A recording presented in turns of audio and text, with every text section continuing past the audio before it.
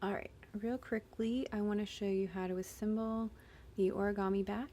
I've got the fabric here, it's been woven, it's been pressed, and I've done one hem. For the other one, if you can see, what I've done right here is I've taken just a sewing machine and I've done a row of zigzag stitches right along the edge before I've cut it. And if you don't have a sewing machine, you can absolutely do this by hand.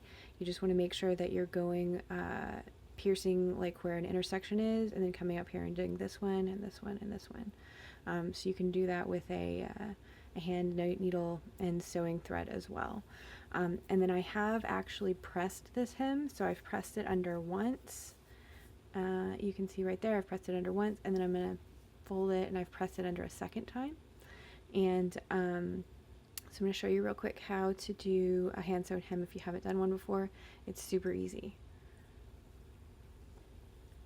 So I've got a matching thread. It's actually not a perfect match, but you don't need it to be exact.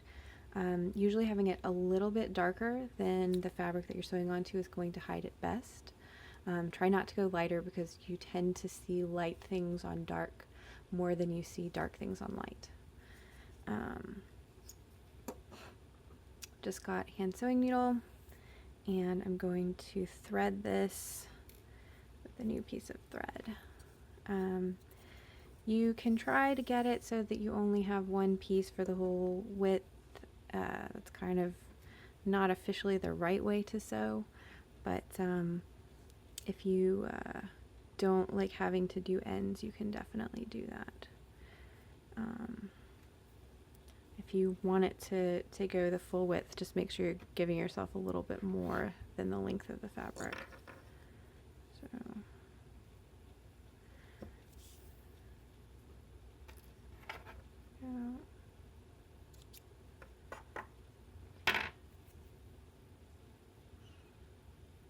and give yourself a good thick knot to pull against.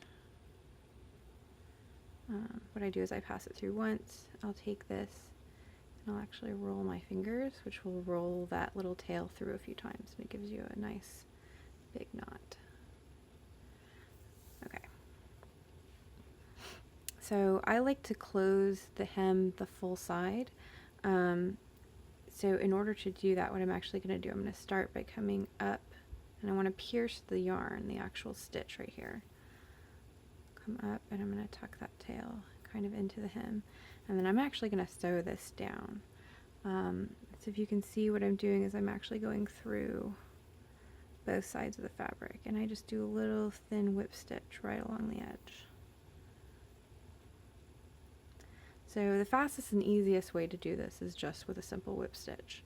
But if you want to do something that's going to be a little less visible, you can do, I think it's called an invisible stitch. So what I'm actually going to do, I'm going to take this, I'm going to hook just a little piece of yarn on one side. I'm going to come back, I'm going to hook just a little piece of yarn on the other side. So you're actually not doing like a whipping motion, it's back and forth. And this gives you a super nice flat edge.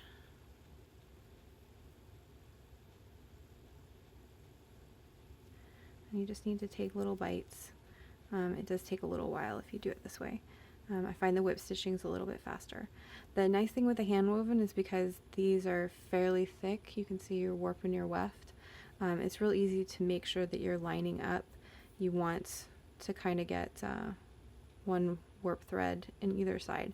Sometimes if you're working with more slippery fabrics, it's really easy for this to skew. So if you're working with a yarn that does that, you may want to take just some sewing pins and pin this all the way before you start sewing, or if you have some like of the little clips, even binder clips will really work. I think there's the fancy sewing ones though that you can use as well, to clip along before you sew. So I'm going to finish this hem and I'll be right back. Okay, so the last bit of our hem, I've got this all the way down and around the corner. I'm going to tie a knot. I usually wrap this a few times through around the needle if you hold it really tight right here. That'll give you a good thick knot. And then you're going to plunge it down into the fabric and you'll kind of feel it pop. So I'm going in through that hem that I've just made and back out. I'm going to pull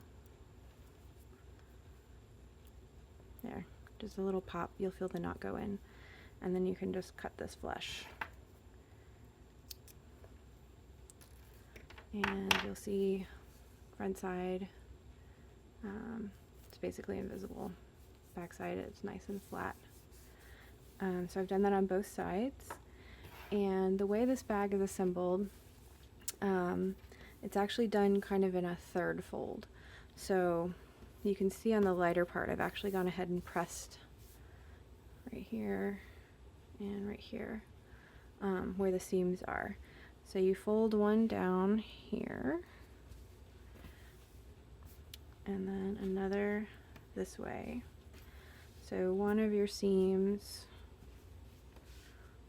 when you're sewing up the bag will be right here, and then if you flip the whole thing over, we're going to fold this one the other way,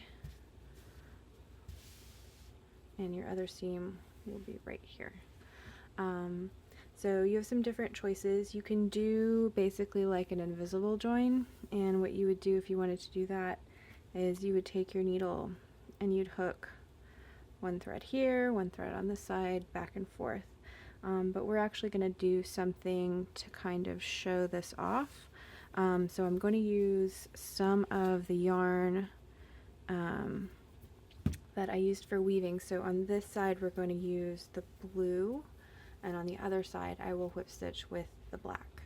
And I'm just going to do a simple whip stitch. Okay, so we're going to stitch together this side here, and what I've got is I have a long piece of yarn, and I'm going to go first one direction at an angle and then back the other way, so it'll look kind of like almost like we've laced up the bag, sort of like you would lace up your shoes.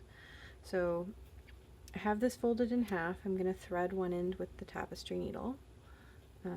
I like the little bent tip ones, if you can find them like that, but anything will work. And so here's about our middle spot. I'm going to take in the corner and I'm going to pass just right across the back there, and we want to pull about half of it through. So I'm going to leave half of it down here, and we're just going to work with one half of the string. Make sure, if you're not sure how long to make this, that you're giving yourself some extra. It's much better to have too much than to run out. So I have this, and I have my stripes kind of roughly lined up, so I can use those as a guide. I want to go a couple of warp threads in on either side and just grab right there. So like here, I have these two that I want them to line up. I'm going to go in just above the top of that stripe and straight behind and out that side, just like this. You want to make sure that you're not pulling super tight, because we want these selvages to butt up against each other. We don't want one to lay on top of the other. We don't want to scrunch anything up. We just want a nice kind of flat lay. So again, I have my stripes lined up. I'm going to use those as a guide. I'm going to come in here, out there, again, just 2 to 3 threads in on either side and pull that through. So I'm going to work my way all the way up this way.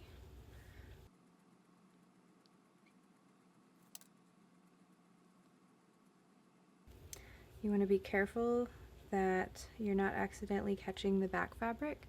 If you have problems with that, you can stick like a piece of cardboard or something underneath here. But at the very least, make sure you're checking every few stitches.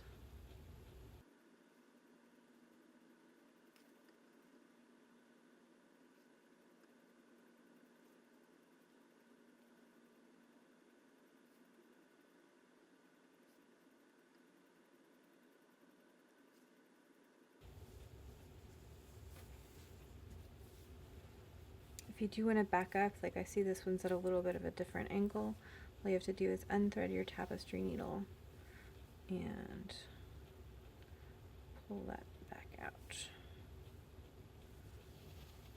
There you go. Then we'll rethread this.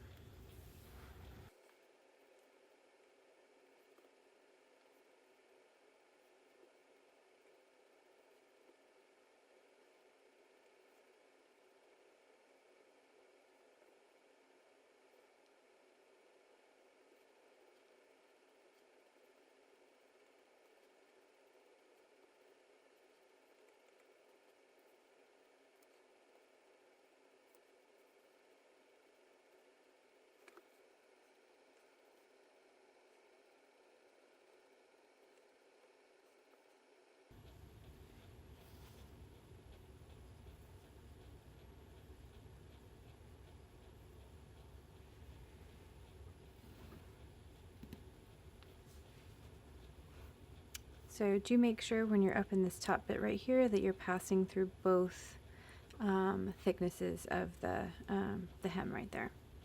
So I'm going to leave this hanging out over here. I'm going to take my tapestry needle and go back down to the corner over here. So we're going to thread the other half of this yarn. Alright, so we've threaded the other half of the yarn right here. And you want to double check before you do this, make sure you can get your hand all the way in here. You haven't accidentally sewn your bag together. And then what we can do is actually trace where we've gone with this previous row of whip stitching to give us a nice even cross. So I'm going to come in where this one was and then back over here.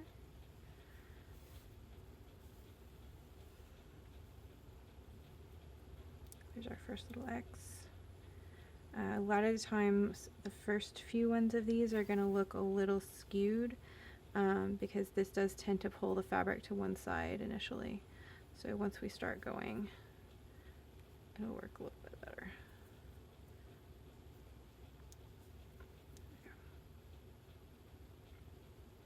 Okay. So I'm just going to follow these and a crisscross motion. It's really tempting to go back down into this one right here, but you want to go up.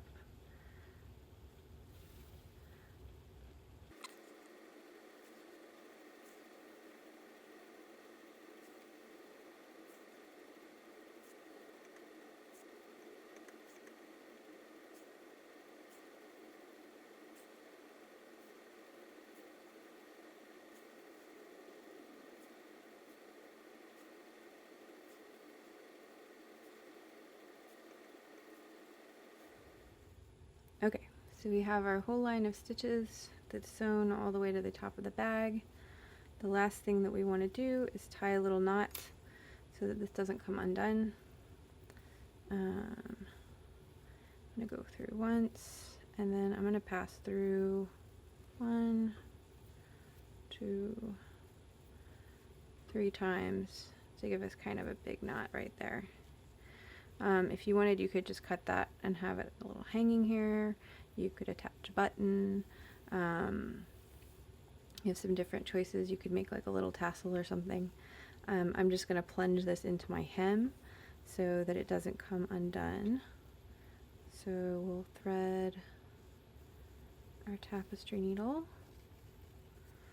And then I have this pocket basically that's formed where I folded that hem in earlier. So you just slide your needle in. You can see it's not coming in out either side. And go in a little ways with the tail. And then just come back out. We'll do the same thing with the other side.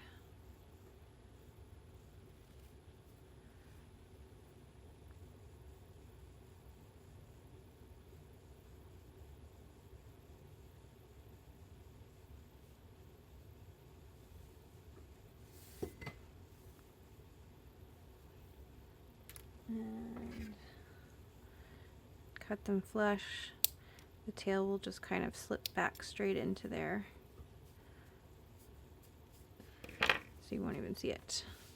So I have the other side done as well, right here. There's the inside of my bag. You can put in whatever you'd like. Tie the top. And you're ready to go.